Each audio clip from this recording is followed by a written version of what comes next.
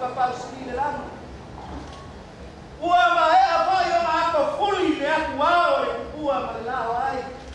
Sei fa ngo mangui le ua. Ya lo ni kia le fa ni ya supa.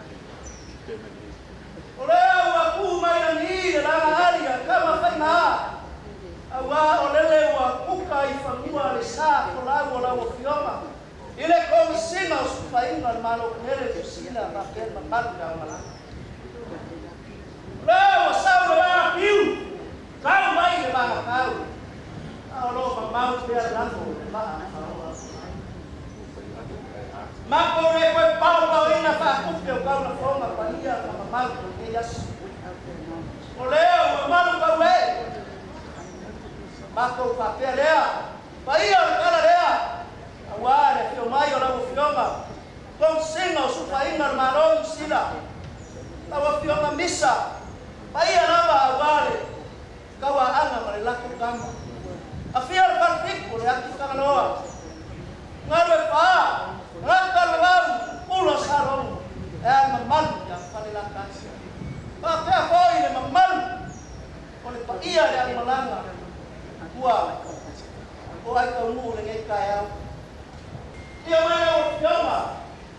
Ava Usu o Samoa wala pale. Ia mai o fioma. Kom singa o kanga lo fioma ka. Ya mai se toi pa ia. La fioma so ko singa ka ko kalo Samoa.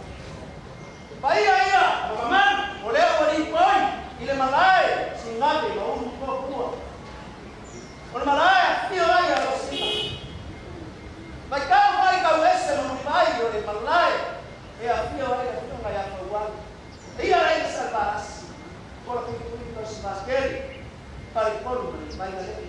Mas como a pelea? Mas por ele ia fazer malafu. Não vai mal. Eu vai comigo. Essa aqui se aba. Agora ele cai. Ulai sabana faz fala. Tchau. Ya, aku kalalu. Ang paybay so kampo Ava wale kayao ni Swalel.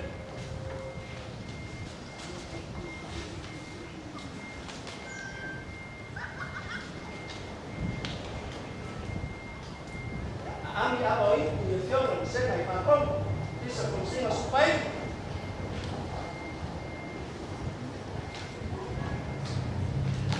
Ami Ava Usu ya to al kampo al maliko. Jalan. Kalau sila, ambil apa itu? Dia masuk sila yang mulai bau. Cau.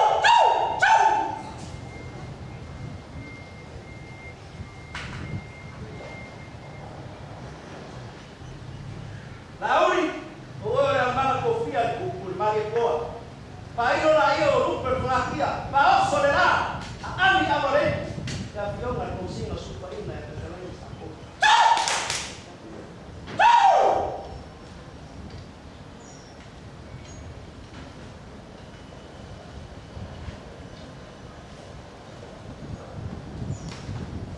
Posso lá ir para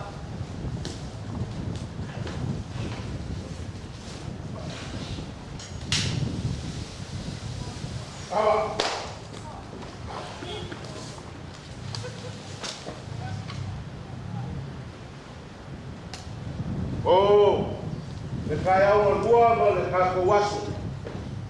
Le leo o pai lango. Le kalaina kusa mau. O paia sau kua pafa o le so. Le leo sa na isa ngaula. Pai mai le upu. Ke o loka fai ba lo filima le kaukala. A o loka lima fo. E paia ai o kamaka. Papelo sama konganga i fai Aumalaga. Tēnā koutou katoa. Ai whaangafua le mo whaanga ma ngalo le leo. Wa leo o pia i maoka le whaanalo lea. Ama kuku, ama kamari. Ama sa whaanga ngao o sua. Awa pule makumua i ku au mara kaua i le kai. ma le va'o fo ki ava sa fa'akali ai o Kava Usu i moku salaia aua sua ma le vaifamua fofō mai purangi sa ole ma sa le aumua kama le maua ke'e le ko'o o le faletula ma upu le launiu ma sa e tua e iai le kalikonguga le fainamalaga o lea wali poi singape mo kua pa'i o Samoa alea le ua umaga paelamo e peo faisi fa'atukalaga e kuisa mau e ke leo malae ia e ke leo maoka auā malaga fegā solo ae ua fa'apea lea se kala ma se lagoga fuapa fa'agafua maia lo'u ofoaga magalo leleu faliu se silafaga maualuga lauafioga i le fa'alologa lauafioga i le komisiga o Aotearoa komisiga o sulufa'iga lauafioga Peter Kosi lauafioga bisa le ia akoe ia ke oe le upu falefiki mamalu o le kaua'aga i o kapua'aiga i le laiku o salafai fa'amailolo le mamalu o le faigamalaga paia lasilasi ua afifio mai se o kakou mafuka e legei maikau ke kaukala i fua o malo fua o fa'aloalo le ava lele ua kaua'ao mai ua ali'i kaeao mai ai le afioga le komisiga sulufa'iga Samoa o le afioga lava lea ia lomaguvao ava ia ua mago fa'alā sa keu magagā o sua kapu okaoka ia ea le malai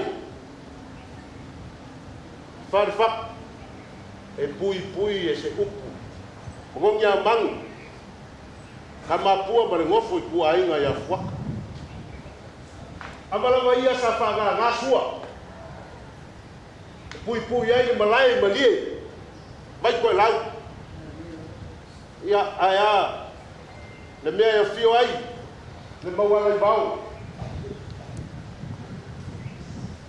ama sa gagā o sua sa malu kau e'e ai maoka pupua ma maoka kau esi e fio ai le faualo ia ke kongu le fa'amoemoe o le foi u'u mai pa'ia lea le gofo ako'o fa'aululuga ma kagaluega o Samoa lava lea ua afifio ua akoa ia ma le akamufai ai le fa'asoa ua lava ma kokoi ia kulesi aumaga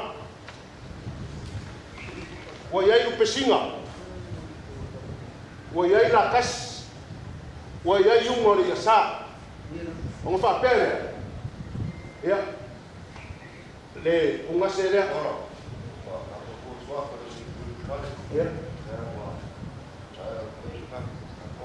ia fa'afekai mea lelei o kama kopoko ma ko'a'aga ka tega fa'avea fiko'aga kaeao maualuluga fa'apegei fa'afekai ia kaulele ke'a le lakasi ua le ava le ipu le fa'alologa feoga ia misa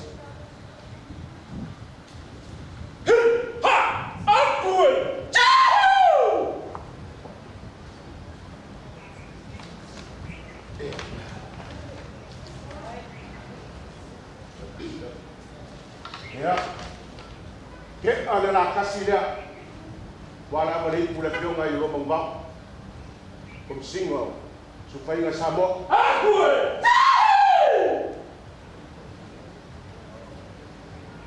famali atu lava le mamalu moka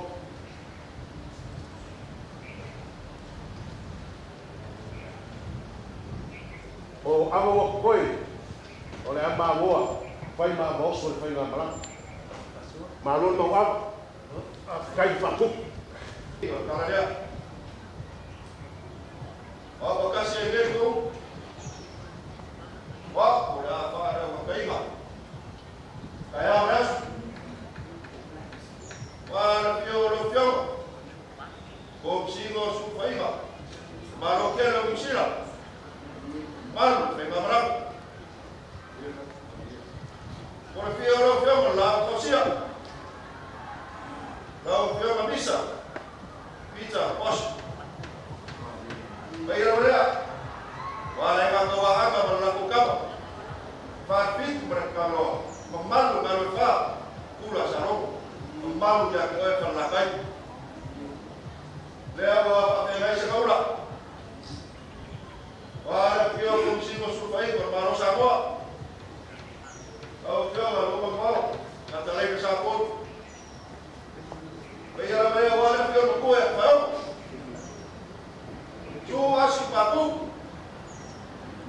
Mari mai lalu kan. Malu berkuat ya kuat. Pio bayar. Kau tahu malu. Aku belum kamar belum taruh koma oke baru sama. Dia masih cukup sih. Ada baru tulem. Oh bisa consigo supaya itu sama. Oh pagi ya. Wah malu kowe. Wah maki ya singabe baru kau. Wah ada baru sima. Kau falo terbalas. Orang pui-pui yang berkolu berpegang lepas, yang bersama. Kalau bayar, kau lagi kau ya,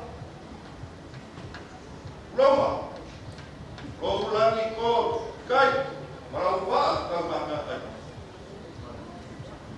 Kalau kau bayar bagi dia, lama, kau boleh tua baik, lama. Ya, wahai bapak, aku siapa yang lagi bapak. Berkuah pasal bawah hukum, tak kau makin pakai dekat. Ada so, dia aku ini masih mak. Wah, boleh, yang bekas. Wah, tahu lalu pak boy. Wah, aku dah tak kurang sah. Ayah aku ibu dah bertukar. Kok, dah apa? Tahu lagi.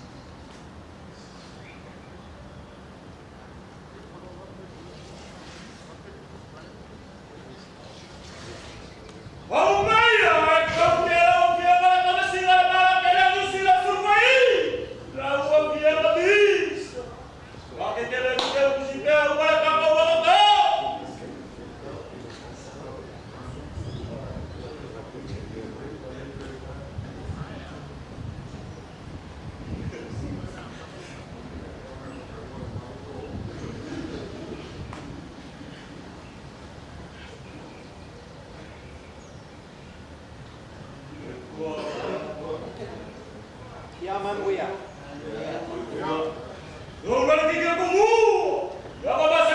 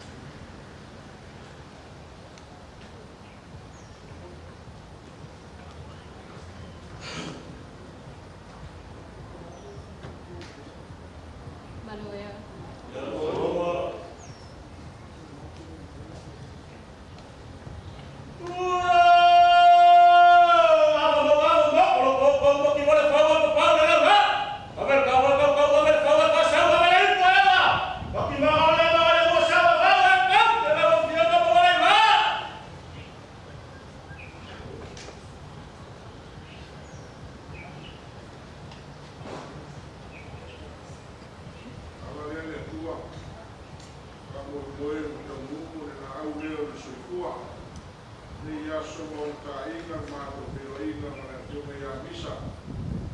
Manu Aumalaga. Ia ase tinangaro komisina nei. E soa rea mātou na uosi whaiai o na whamomoe la toka o ka tae awa nupi. E tatu nunga na ne se anoaro patasi mai e tau lau o whamomoe. E lau o mātou mono o ina e mātou o pio me sinsimu e whaiera o pio. E sanga mi ia pelo sua ko malu pelo mātou patino. When he returned back home in 1962, he attracted, he reported to the New Zealand government. Let's have an ombudsman, I'd be the ombudsman. I have learned a lot from Samoa. The technically in full government. Thank you. The real man.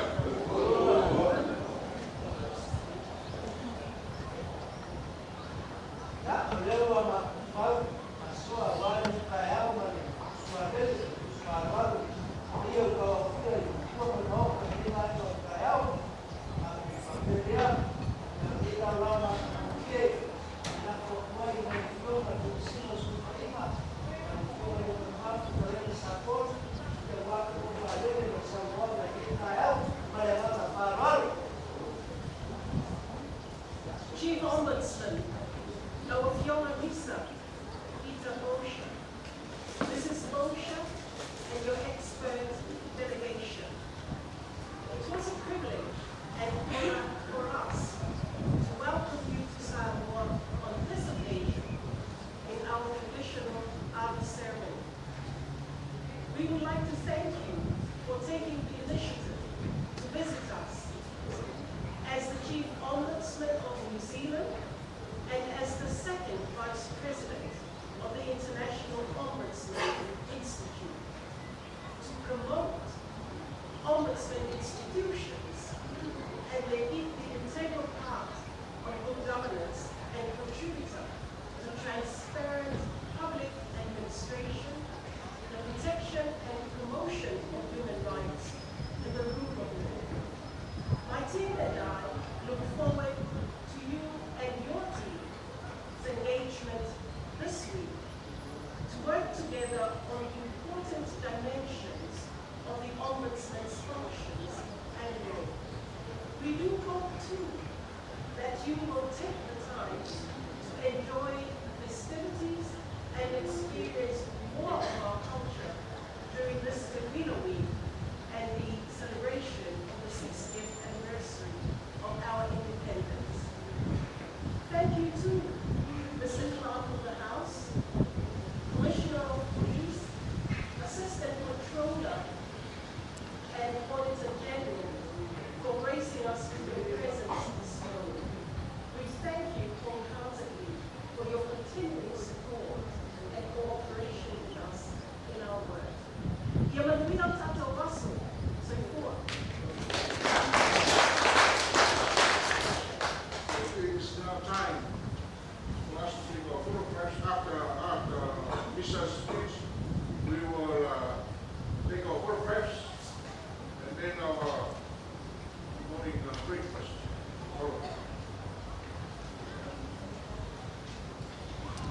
Talofa lava.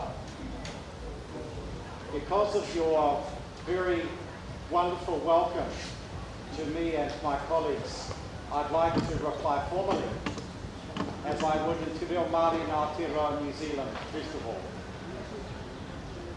Ti hei mauri ora. Tuatahi I mihi atoa hau ki tō tātou mātu nui e te rangi.